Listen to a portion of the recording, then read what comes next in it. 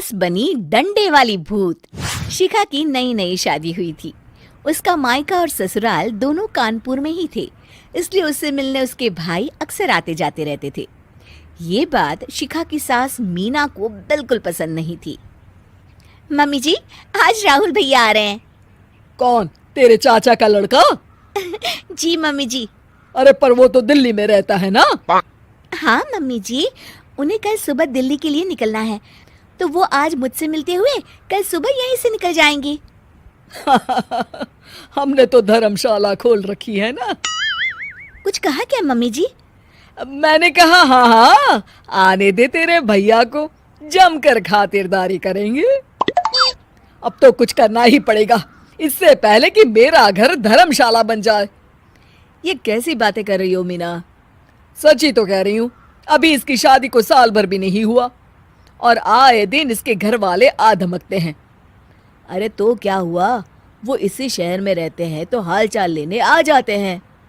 इस बार मैं उनका हाल और चाल दोनों ही बिगाड़ दूंगी। अब बहुत हो गया जी। अरे ये कैसी बातें कर रही हो, हे भगवान, बस आप तो देखते जाइए। शाम को राहुल आता है। नमस्ते आंटी, कैसे हैं आप लोग? हम लोग तो ठीक है, तुम कैसे हो बेटा? मैं भी अच्छा ही हूँ आंटी। बस आज रात के बाद नहीं रहोगे। चलिए भैया, मैं आपको हमारा घर दिखाती हूँ। रात में खाने के टेबल पर शिखा, रोहित कहीं दिखाई नहीं दे रहा। जी भैया, वो ऑफिस के काम से बाहर गए हैं, कल शाम तक आएंगे। अच्छा अच्छा। बेटा, क्या तुम भूत प्रेत में मानते हो? नहीं नहीं आंटी जी, पर अचानक आपको ये ख्याल कहाँ से आ गया?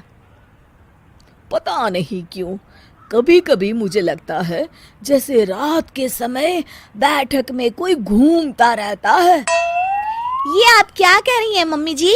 हाँ, तुम लोग घबरा ना जाओ, इसलिए मैंने आज तक इस बारे में कुछ नहीं कहा। ये आपका वहम होगा आंटी जी, ऐसा कुछ नहीं होता। हो सकता है। चलो अब मेरा सोने का टाइम हो गया है तो चलती हूँ मैं। शिखा बेटा, राहुल के सोने की व्यवस्था वहीं दीवान पर कर देना। जी पापा जी। अब चलिए भी। अच्छा, तो बैठक में सोने वाले हैं साहबजादे। क्या बड़बड़ा रही हो? कुछ नहीं, आप सो जाइए। मीना और महेश के सोने के बाद शिखा और राहुल आपस में बात कर रहे होते हैं, तभी डोरबेल बजती है। अरे आप! सरप्राइज! काम जल्दी खत्म हो गया तो मैं आज ही चला आया। ये तो बहुत अच्छा किया। देखिए राहुल भैया भी आए हुए हैं, आप दोनों का मिलना भी हो जाएगा। कैसे हो रोहित? मैं तो ठीक हूँ भैया। शिखा, मैं भी आज यहीं सो जाता हूँ, राहुल भैया से बातचीत भी हो जाएगी। अच्छा अच्छा, ठीक है। मीना आधी रात को उठती है, कंबल मुंह से पैर तक ओढ़ के डंडा लेके बैठक में आती है और देखती है दीवान पर चादर ओढ़े कोई लेटा हुआ है। देखो तो कैसे मजे से सो रहा है बहन के ससुराल में। मीना ताबड़तोड़ 4-5 डंडे मार देती है। अरे मर गया, अरे बचाओ बचाओ, कौन है? मीना जल्दी से अपने कमरे में भाग जाती है। हे भगवान, ये मैंने क्या किया? ये रोहित कहाँ से आ गया? लगता है ये नालायक राहुल मेहमानों वाले कमरे में सो गया होगा। आज तो इसकी खैर नहीं। उधर बैठक में, अरे क्या हुआ रोहित? मैं बाथरूम में था, तुम्हारे चिल्लाने की आवाज सुनी। पता है भैया, मैं सो रहा था, अचानक से कोई आकर मुझे डंडे मारने लगा। ये क्या कह रहे हो? लगता है तुम भी आंटी की तरह भूत प्रेत में मानते हो। नहीं नहीं भैया, सच में कोई आया था। मैं तो जा रहा हूँ मेहमानों वाले कमरे में सोने के लिए।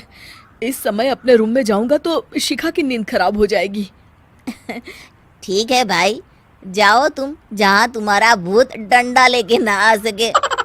थोड़ी देर बाद मीना कंबल ओढ़ के डंडा लेकर मेहमानों वाले कमरे में पहुंच जाती है। वो बिस्तर पर सोए रोहित को फिर डंडों से मारने लगती है। अरे मर गया, अरे मर गया। तू भूत प्रेत में नहीं मानता ना? ये ले, अब डंडे खा। हैं?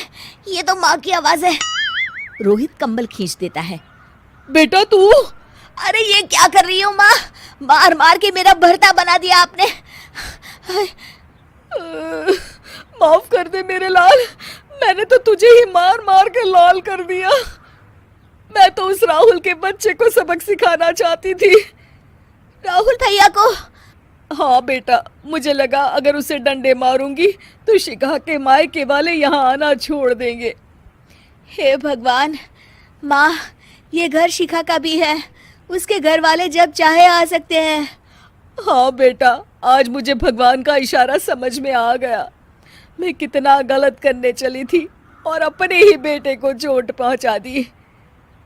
अब चुपचाप जाके सो जाओ माँ, और किसी को कुछ बताने की जरूरत भी नहीं है। शिक्षा दूसरों का बुरा चाहने वालों के साथ भी बुरा ही होता है।